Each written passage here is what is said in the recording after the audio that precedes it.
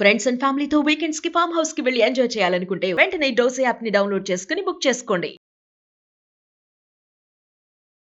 Suman TV ప్రేక్షకులకు నమస్కారం. నేను మీ ఎనలిస్ట్ మందరి కృష్ణారెడ్డిని. భారతదేశాన్ని వీడి పాశ్చాత్య దేశాలకు, ఇతర దేశాలకు వలస వెళ్లేందుకు భారతీయులు ఎందుకు ప్రయత్నిస్తున్నారు? భారతదేశంలో ఏమైనా లేదా? ఇక్కడ లేనివి అక్కడ ఏమైనా దొరుకుతున్నాయా? ఇక్కడికన్నా అవకాశాలు ఎక్కడ ఎక్కువ ఉంటాయా? ఎందుకోసం అక్కడికి వెళ్తున్నారు అనేది ఒక పెద్ద ప్రశ్న. దీంట్లో కొంతమంది చెప్పేటువంటి మాటలు ఏమిటంటే, భారతదేశం లోపల నీళ్లు గాని, గాలి గాని, వాతావరణం గాని కాలుష్యం ఎక్కువ ఉంది.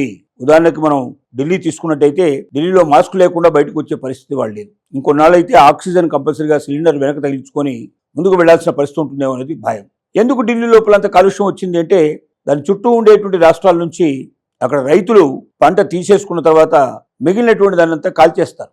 ఆ కాల్చేసినటువంటి మొత్తం పొగంతా కూడా ఢిల్లీకి వచ్చేసి ఇక్కడ కాలుష్యం పెరిగింది. అక్కడ యమునా నది లోపల శవాల్ని కూడా దాంట్లో పడేసేటువంటి వాళ్ళు ఉన్నారు. తద్వారా అక్కడ నీరంతా కలుషితం అయిపోయింది. ఢిల్లీ మొత్తం టోటల్గా ఇవాళ కాలుష్యం అయిపోయి ఢిల్లీలో బతకడం అంటే ఒక రకంగా ప్రాణాపాయ స్థితిలో ఉండడమే. మిగిలిన నగరాలన్నీ సేఫ్గా ఉన్నాయంటే, అనేక నగరాల్లో కాలుష్యం బాగా పెరిగిపోతుంది. హైదరాబాద్ లాంటి నగరంలో కూడా 300 దాటినటువంటి ప్రదేశాలు ఇక్కడ ఆల్రెడీ గాలి లోపల ఉండేటువంటి కాలుష్యం 300 కన్నా ఎక్కువ పర్సెంటేజ్ దాటినటువంటివి చాలా ప్రాంతాలు కనబడుతున్నాయి. అంటే త్వరలోనే మరి హైదరాబాద్ కూడా ఢిల్లీ సరసన చేరుతుందేమని భయం వేస్తోంది. ఇక కలకత్తా, బెంగళూరు, ఇక మిగిలిన నగరాలు తీసుకున్నా కూడా తక్కువేం కావు. సో కాలుష్యానికి భయపడుతున్నారు.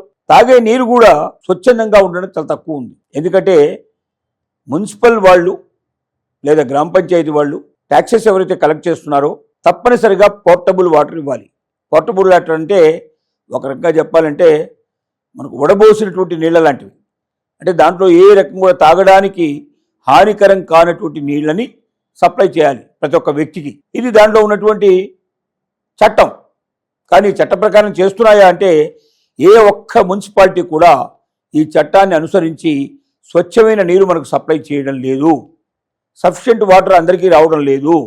ఇలాగా అనేక విషయాల లోపల వాతావరణ కాలుష్యానికి, గాలి నీరు సక్రమంగా లేకపోవడం వల్ల కొంతమంది భయపడి ఈ దేశం నుంచి అమెరికా లాంటి దేశాలు, ఇతర దేశాలకి వలస వెళ్లేందుకు ప్రయత్నం చేస్తున్నారు.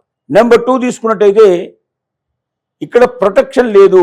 ఎవరైనా స్త్రీ అర్ధరాత్రి అటు నుంచి అసలు సాయంత్రం చీకటి పడిన తర్వాత కానీ, లేకపోతే ఒక్కొక్కసారి పగటిపూట కూడా బయటికి వెళ్ళిన స్త్రీ ఇంటికి క్షేమంగా వస్తుందని చెప్పేటువంటి పరిస్థితి లేదు. ఇక్కడ ఎన్ని రేపులు జరుగుతున్నాయి, నిమిషానికి ఒక రేపు జరుగుతుంది భారతదేశం లోపల. మరి మహిళలకు రక్షణ లేని ఈ దేశంలో ఉండాలంటే చాలామంది 1-10 సార్లు ఆలోచిస్తున్నారు. ఇదే విదేశాల్లో అయితే రక్షణ చాలా ఎక్కువగా ఉంటుందనే నమ్మకం వాళ్ళకు ఉంటుంది.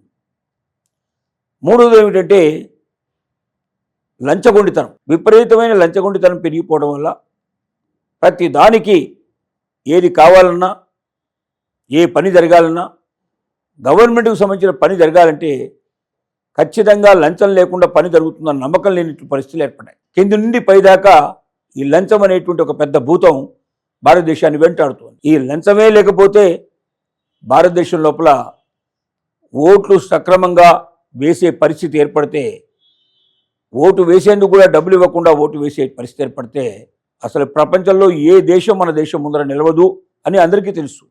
కానీ అది సాధించడం ఎట్లా అనేది తెలియని పరిస్థితి ఏర్పడుతుంది. సో ఇలాంటి అనేక కారణాలు మనం తీసుకున్నట్టు. ఇంకొకటి ఉద్యోగం ఉపాధి లోపల మనకి ఏంటంటే ఎక్కువ సంపాదించే అవకాశాలు ఇక్కడ తక్కువ ఉన్నాయి. అదే విదేశాల లోపల ఎక్కువ సంపాదించుకోవచ్చు అని నమ్మకం.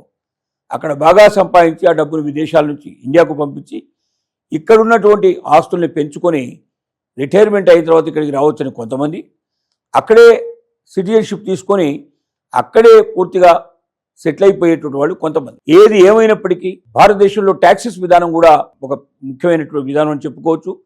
మన దగ్గర ట్యాక్సెస్ కట్టే వాళ్ళు చాలా తక్కువ ఉంటారు, కానీ అనుభవించే వాళ్ళు ఎక్కువ ఉంటారు. 5% కూడా ట్యాక్సెస్ కట్టడం లేదు, కానీ 95 మంది దాన్ని అనుభవించేందుకు సిద్ధపడుతున్నారు. అంటే 5 కట్టేటువంటి డబ్బుతోటి 95 మంది బతుకుతున్నారు ఇక్కడ. ఆ 5 కట్టే వాళ్ళకి ఏదైనా ప్రత్యేకత ఉందా? వాళ్ళకి ఏమైనా స్పెషల్గా ప్రొటెక్షన్ ఏమైనా ఉందా? వాళ్ళకి స్పెషల్గా ఏమైనా ప్రయోజనాలు ఉన్నాయంటే అలాంటివి ఏమీ లేవు. కాబట్టి ఏమవుతుందంటే, ఎంత ట్యాక్స్ పే చేసిన వాడైనా మిగతా అందరిలాగా జీవించాల్సిందే తప్ప అతనికి ప్రత్యేకత లేదు.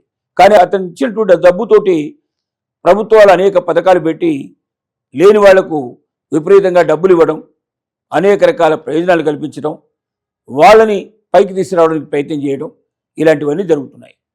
ఏది ఏమైనప్పటికీ ఎన్ఆర్ఐలుగా ఉండడానికి సిద్ధపడే వాళ్ళు రోజు రోజుకు పెరుగుతున్నారు తప్ప భారతదేశంలో ఉంటాను, ఈ దేశం నాది, ఈ దేశ భక్తి నాకు ఉంటుంది, కాబట్టి ఈ దేశాన్ని అభివృద్ధి పరచాలి, ఈ దేశంలో ఉన్నటువంటి జాడ్యాలన్నీ వదిలించాలి, దానికి అవసరమైతే అందరూ యువత అంతా కూడా ముందుకొచ్చి ఒక విధానాన్ని కట్టుబడి మరి జంజీ లాంటి ఏదైనా ఒక పెద్ద ఇక్కడ విప్లవం జరిగినప్పుడు భారతదేశంలో మార్పులు వస్తాయని మనం ఆశిద్దాం.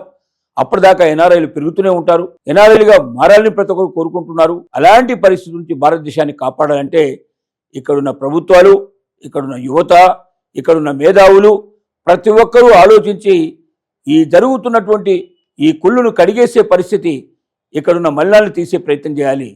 వీటన్నిటిలో మనకు కనబడేది ఒకే ఒక భారతదేశాన్ని ఆకర్షిస్తున్న విషయం ప్రపంచంలో ఏంటంటే అదే మన దగ్గర ఉన్నటువంటి మన స్పిరిచువాలిటీ. ఈ స్పిరిచువాలిటీ ఏదైతే ఉందో దీనికోసం మనం చాలామంది ఈ దేశానికి వస్తున్నారు. అలాగే ఇతర దేశాల్లో మన వాళ్ళు వెళ్ళి అక్కడ ఈ స్పిరిచువల్ ఇన్ఫర్మేషన్ ఇవ్వడానికి చాలామంది సిద్ధపడుతున్నారు.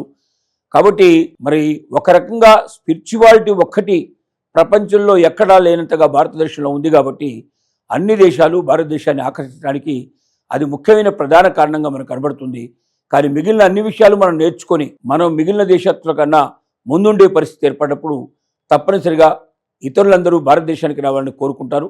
అలాంటి పరిస్థితులు వస్తాయని మనం ఆశిస్తూ ఆ వైపున ప్రతి ఒక్కరూ ఆలోచించాలని కోరుకుంటున్నాం.